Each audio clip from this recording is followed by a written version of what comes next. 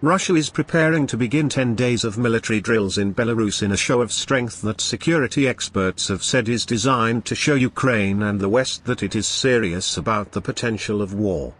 Russian forces and hardware began arriving in Belarus in mid-January, with about 30,000 combat troops expected to participate in exercises known as Allied Resolve.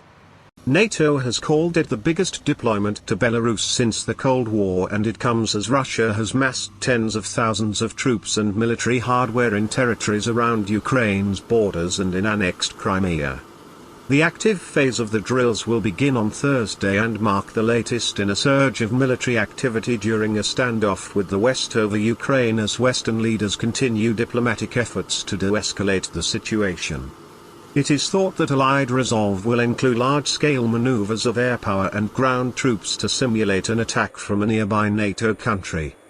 The US and NATO have warned that the drills could be used as a smokescreen for a real attack or an attempt to take the capital Kiev, which is 150 kilometers south of the Belarusian border. An unannounced Russian military exercise took place just before the annexation of Crimea in 2014.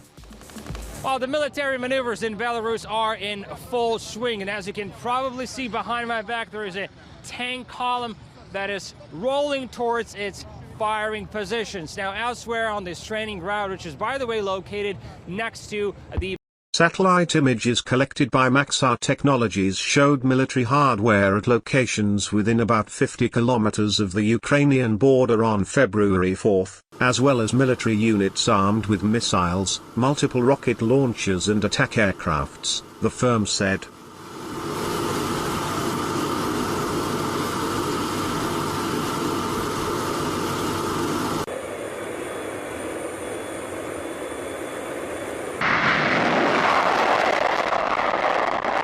On Tuesday, Ukraine announced it will hold its own training at locations around the country to test Turkish-designed Bayraktar drones, as well as javelins and defensive light anti-tank weapons recently received from the UK.